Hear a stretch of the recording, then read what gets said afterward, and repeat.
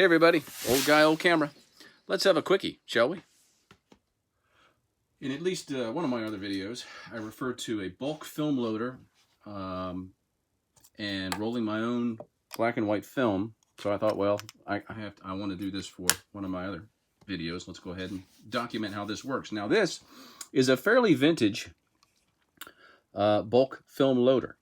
And it still works. There are newer varieties. They're the same general format. There's a place to unscrew this cap, put in a 100-foot roll of film, fits right in there over a central spindle, and then you feed the end out.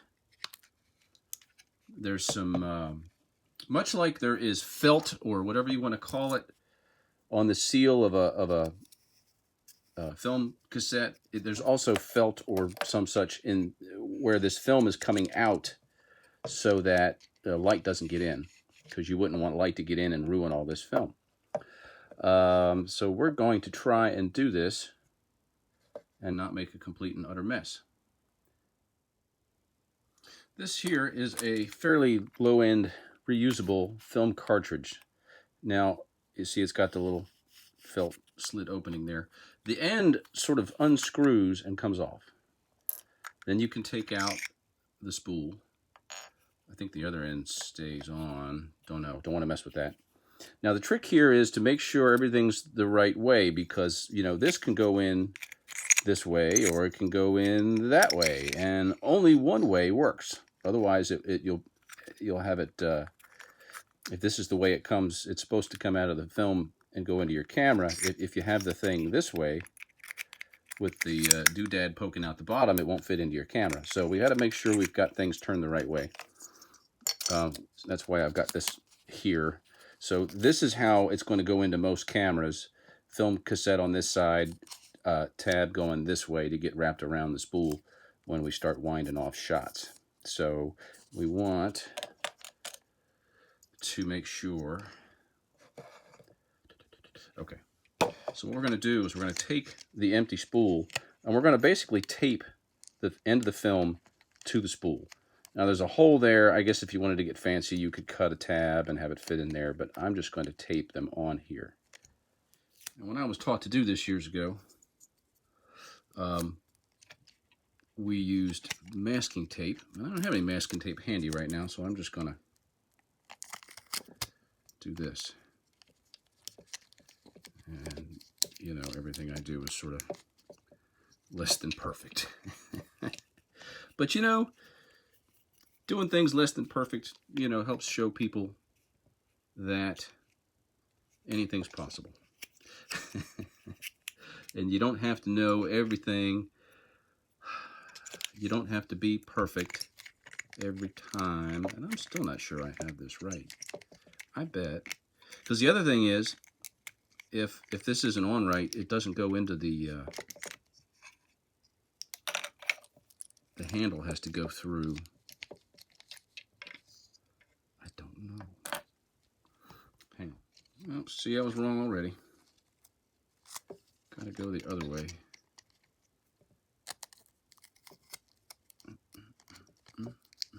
Okay. All right, now we're going to slip this. Well, no, we're not going to do that. We're going to put the cartridge over.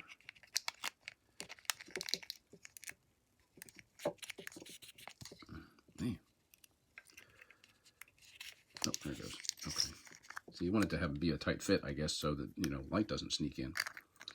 Put this on. It just sort of twists tightly. There's a little tab right there. So you want it to sort of meet where the felt is. All right. Because see, I figured out that that was wrong because I was holding this one this way and looking at it, and the little nubby thing comes out the other side. So I'm going to slide it back in. I'm going to close the door. I'm going to try to close the door. It's not closing.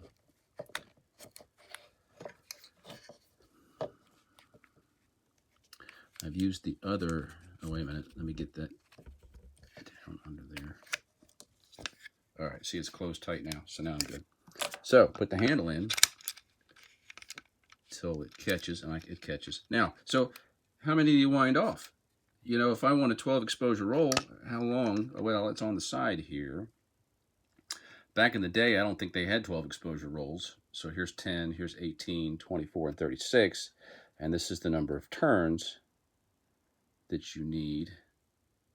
So I'm gonna, I don't know, I usually like, let's do 18. 1, 2, 3, 4, 5, 6, 7, 8, 9, 10, 11, 12, 13. You don't want to do this too fast. 14, 15, 16, 17, 18, 19. You don't want to do it too fast because when you, same thing with rewinding film out of your camera. If you go too fast, you can stretch the film. You can get static marks that show up when you develop the film. Okay, so we've wound on as much film as we want. Pull that out a little. Cut it off. All right. It's going to go in the camera this way. We're going to cut our little tab. With the tab, cutting the tab makes it easier or possible to get it on the gear of the camera there when you put it in the camera. So I cut my tab. Oh, some people like to get real fancy and cut the ends, but you know, I don't think that's important. And there we go. Stand by and I'll push that back in a little bit, close the door, save that for later. Now, back in 2015, apparently I paid $40 for a 100-foot roll of Kentmere 400 black and white film. I think it probably costs twice that now. And ain't no telling how old this bulk film loader is. It's probably from the 1950s, but I don't know. But hey, it works.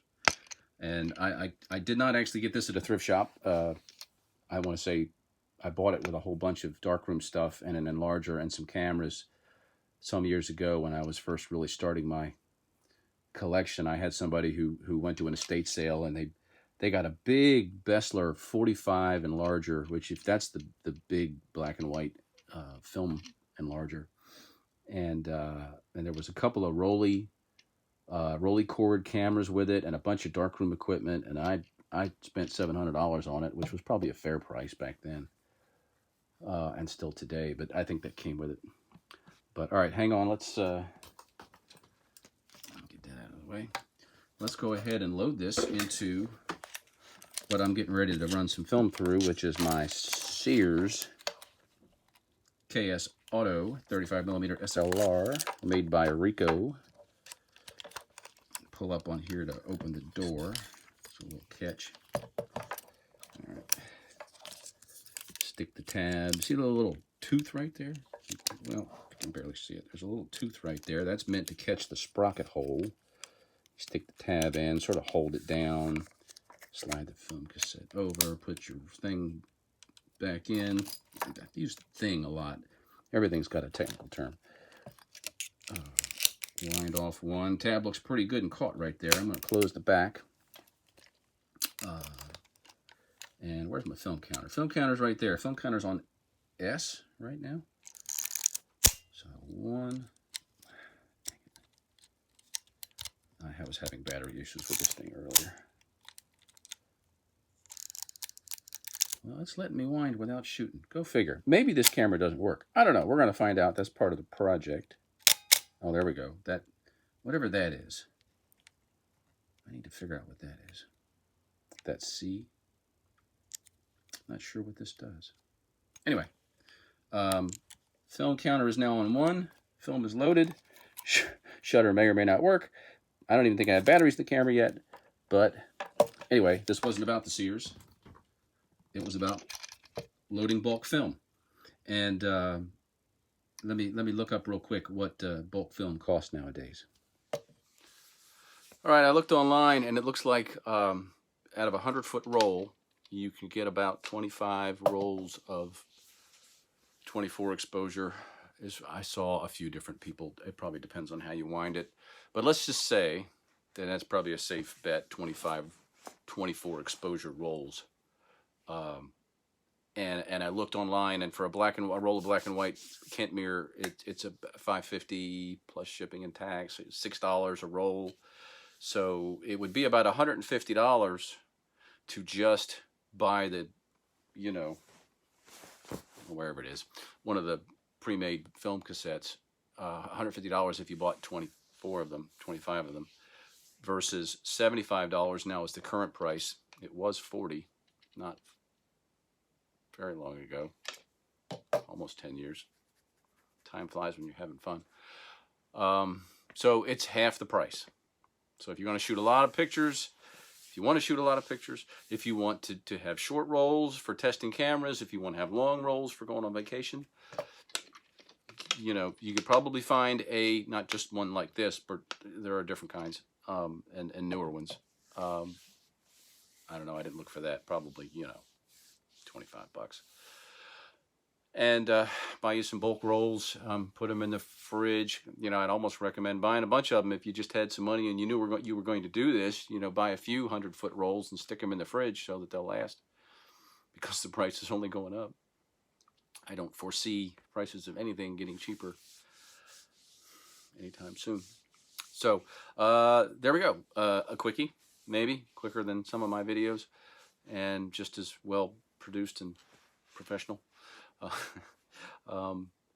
Like or subscribe if you want. I don't know. I'm not doing this for money, just doing this for kicks. Doing this to actually, instead of leaving it all in a closet or leaving it all on a shelf, I've got a little time now, so I want to use this stuff again before I get too old. I'm not that old. I've got time, but I've got a lot of stuff. It's kind of like all the records and tapes I have. If I started listening to one a day, I think it would take me a number of years to get through them all. And, you know, I'm not going to listen to one a day, so double that. But time is short. Go to the thrift store, get an old camera, have some fun.